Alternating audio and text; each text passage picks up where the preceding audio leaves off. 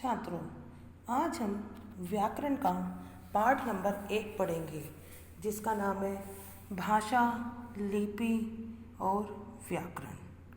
तो चित्र नंबर 1 में देखिए, माँ बेटे को खाना खिलाने के लिए कह रही है।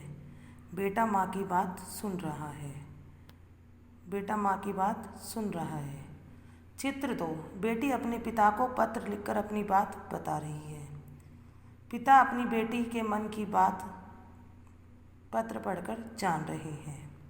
तो माँ बेटे को खाना खाने के लिए कह रही है, बेटा माँ की बात सुन रहा है। बेटी अपने पिता को पत्र लिखकर अपनी बात बता रही है। पिता अपनी बेटी के मन की बात पत्र पढ़कर जान रहे हैं। तो कहने, सुनने और लिखने पढ़ने का साधन भाषा है। कि कहने कि माँ बेटे को कह रही है, सुनने माँ बेटे को, बेटा माँ की बात सुन रहा है। लिखने, जो बेटी है वो पिता को पत्र लिख रही है। पढ़ने, पिता बेटी का पत्र पढ़ रहा है। तो कहने, सुनने और लिखने पढ़ने का साधन भाषा है। कि भाषा क्या है? अपनी बात कहने, दूसरे की बात सुनने और लिखने पढ़ने का साधन भाषा है। तो ये भाषा की आपकी क्या है? परिभाषा। कि अपनी मन की बात दूसरों तक पहुंचाने के साधन को भाषा कहते हैं। एक भाषा की परिभाषा यह भी हो सकती है। एक और चित्र देखिए, इसमें एक मित्र संकेत से अपने मित्र को बुला रहा है। इसमें न बोलना है, न सुनना, न लिखना, न पढ़ना। यह भाषा नहीं है। कि यह भाषा नहीं है, वह इशारों के द्वारा सिर्फ अपने मित्र को कह रहा है, जिसे मतलब सभी व्यक्ति नहीं समझ सकते। तो हम इसे भाषा के रूप में नहीं लेते। ठीक है। अब हम भाषा के रूप, भाषा के 2 रूप हैं, मौखिक और लिखित। कितने रूप है भाषा के? 2, मौखिक और लिखित। मौखिक भाषा, जब हम मुख से बोलकर अपनी बात कहते हैं तो उसे मौखिक भाषा कहते हैं। कि जब हम मुख से बोलकर मतलब अपने मुंह से बोलकर अपनी बात दूसरों तक पहुंचाते हैं, उसे हम मौखिक भाषा कहते हैं। मूल भाषा यही है। इसमें सुनना भी शामिल है। कि इसमें सुनना भी शामिल है। जैसे आपको चित्र में दिखाई दे रहा है, अध्यापिका क्या कर रही है? वह मुंह के द्वारा बच्चों को कुछ बता रही हैं और बच्चे सुनने का काम कर रही हैं। तो ये आपकी क्या है? ये आपकी भाषा है। कौन सी? मौखिक। अब हम भाषा के दूसरे रूप के ऊपर आएंगे। भाषा का दूसरा रूप लिखित है। लिखित भाषा, जब हम लिखकर अपनी बात कहते हैं तो उसे लिखित भाषा कहते हैं। कि जब हम अपनी बात, जैसे कोई दूर है, हम उसे पत्र लिखकर अपनी बात बता रहे हैं, तो वह भाषा का कौन सा रूप है? वह भाषा का लिखित रूप है। लिखित भाषा मौखिक भाषा का ही लिखा हुआ रूप होता है। कि जो लिखित भाषा होती है वह मौखिक भाषा का ही लिखा हुआ रूप होता है। कि जो हम मुंह से बोलना चाहते हैं वह हम लिखकर बता रहे हैं। ठीक है। तो मौखिक भाषा क्या होती है? जब हम मुंह से अपनी बात दूसरों तक पहुंचाते हैं। इसमें सुनना भी शामिल होता है। ठीक है। लिखित भाषा, जब हम लिखकर अपनी बात कहते हैं तो उसे लिखित भाषा कहते हैं। लिखित भाषा मौखिक भाषा का ही लिखा हुआ रूप होता है। कैसे होता है? क्योंकि इसमें जो हम बोलना चाहते हैं वही हम लिखते हैं। ठीक है। अब आपको समझ में आ गया होगा। सबसे पहले भाषा, भाषा किसे कहते हैं? कि भाषा है कहने, सुनने और लिखने पढ़ने का साधन भाषा है। भाषा है कहने, सुनने और पढ़ने लिखने का साधन भाषा है। अब भाषा कोई भी हो सकती है, जैसे हिंदी, अंग्रेजी, उर्दू, पंजाबी, ये कोई भी भाषा हो सकती है। तो ये क्या है? भाषा है ये। कि जो जिस भाषा में अपनी बात दूसरों तक पहुंचाता है। फिर हमने पढ़ा भाषा के रूप। भाषा के 2 रूप हैं, मौखिक और लिखित। जब हम मुख से, मुख मतलब मुंह से बोलकर अपनी बात कहते हैं तो उसे मौखिक भाषा कहते हैं।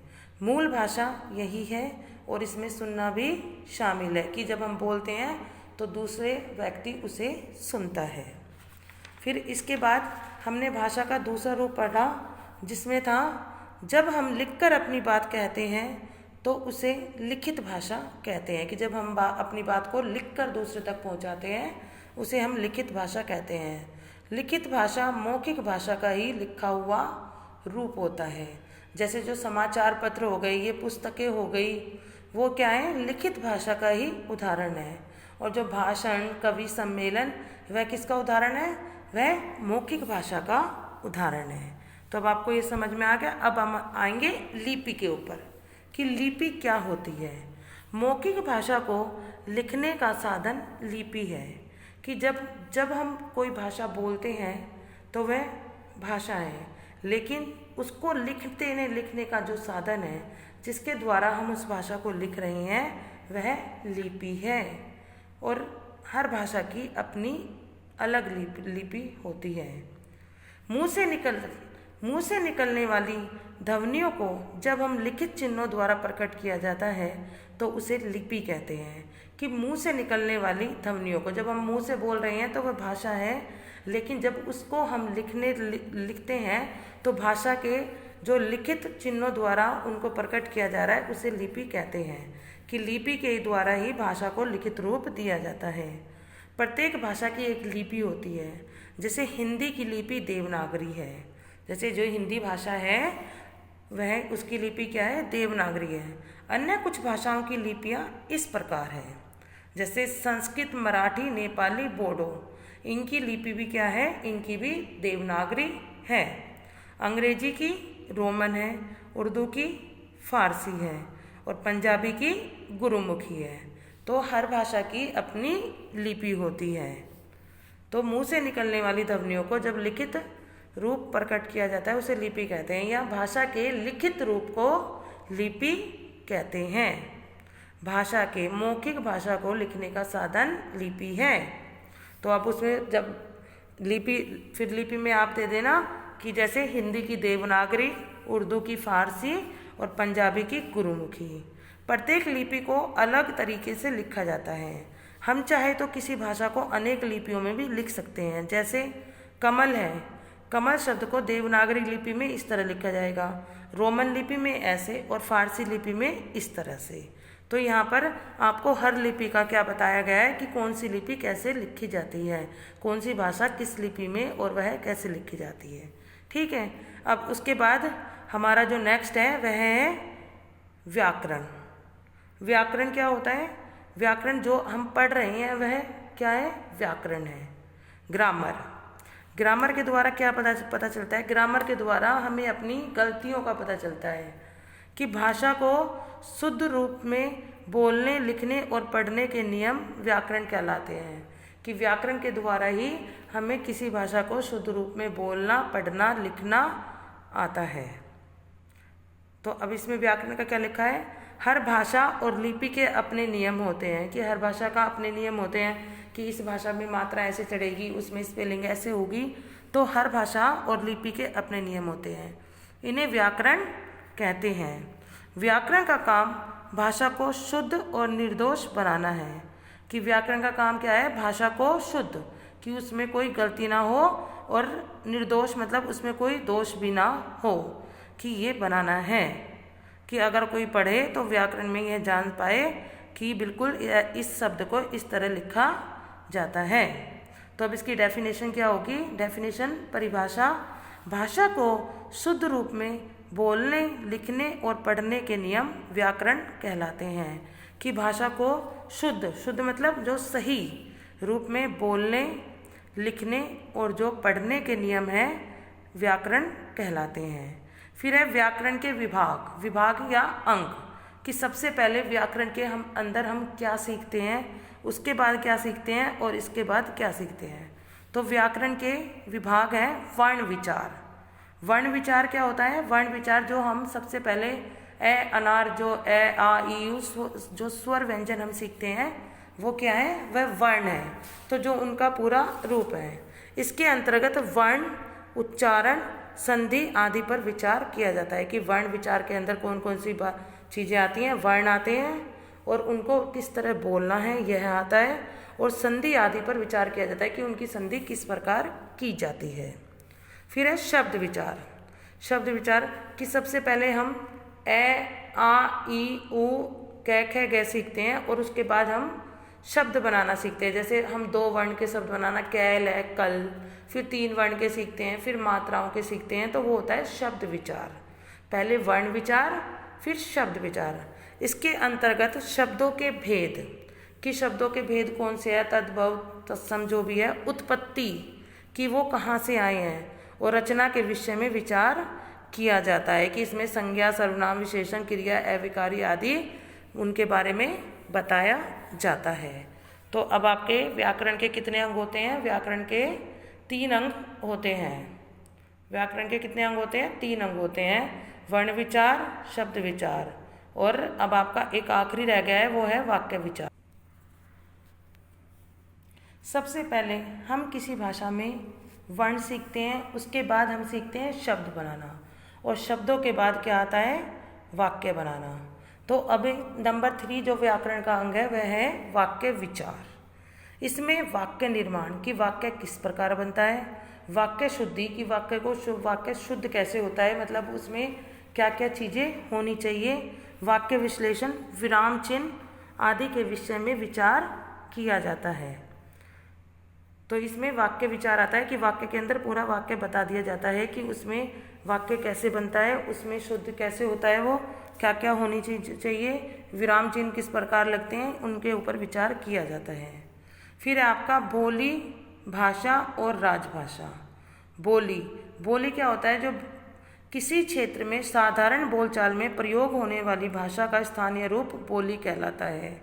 कि जो हम स्थानीय, जैसे जो केवल एक स्थान में बोली जाती है उसे हम बोली कहते हैं। इसमें प्राय लिखित साहित्य नहीं होता। कि इसमें क्या होता है? इसमें लिखित सामग्री आपको नहीं मिलती, कि अगर आप लिखित पुस्तकें उसमें ढूंढना चाहोगे तो वह आपको नहीं मिलेंगी। जब कोई बोली साहित्य रचना के लिए प्रयोग में आने लगती है और वह उसका व्याकरण बन जाता है तो वह भाषा कहलाती है।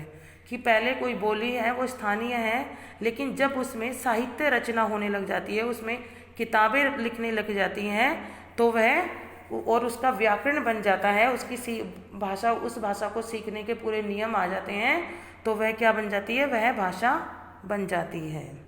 हिंदी भारत की राजभाषा है, कि आपको पता होगा जो हिंदी है वह भारत की राजभाषा है। 14 सितंबर 1949 को हिंदी को भारत की राजभाषा घोषित किया गया था। यह हिमाचल, हरियाणा, चंडीगढ़, दिल्ली, उत्तरांचल, उत्तर प्रदेश, राजस्थान, मध्य प्रदेश, छत्तीसगढ़, बिहार और झारखंड की भी राजभाषा है। यही भाषा भारत के सभी प्रांतों में आपसी बातचीत के काम आती है, कि ये बस सबसे ज़्यादा बोली जाती है और ये आपसी बातचीत में काम आती है। इसीलिए इसे राष्ट्रभाषा भी कहा जाता है, क्योंकि यह सबसे ज़्यादा बोली जाती है, इसीलिए इसे राष्ट्रभाषा का भी दर्जा दिया गया है। ठीक है, तो सबसे पहले जो बोली होती है वह स्थानीय रूप में होती है, फिर जब उसमें साहित्य आने लगता है, फिर उसके नियम आ जाते हैं, तो वह भाषा कहलाती है। और जो हिंदी है वह भारत की राजभाषा है, और 14 सितंबर 1949 को हिंदी को भारत की राजभाषा घोषित किया गया था, और ये भारत में सबसे ज़्यादा बोली जाती है, इसीलिए इसे राष्ट्रभाषा का दर्जा भी दिया जाता है। अब जो आपके मुख्य बिंदु है वह है कहने, सुनने और लिखने पढ़ने का साधन भाषा है। कहने सुनने की अपनी बात को कहने, दूसरे की बात को सुनने और समझने, और लिखने और पढ़ने का साधन क्या है? भाषा है। फिर हमने जाना भाषा के 2 रूप हैं, मौखिक और लिखित। उसके बाद हमने जाना मौखिक भाषा को लिखने का साधन क्या है? लिपि है। कि जो मौखिक भाषा है जब हम उसे लिखते हैं तो उसका जो साधन होती है वह लिपि होती है। हिंदी की लिपि देवनागरी है। भाषा के नियमों का शास्त्र व्याकरण कहलाता है, कि भाषा को शुद्ध रूप में बोलने, पढ़ने व लिखने का साधन व्याकरण कहलाता है। व्याकरण क्या करता है? भाषा को शुद्ध बनाता है।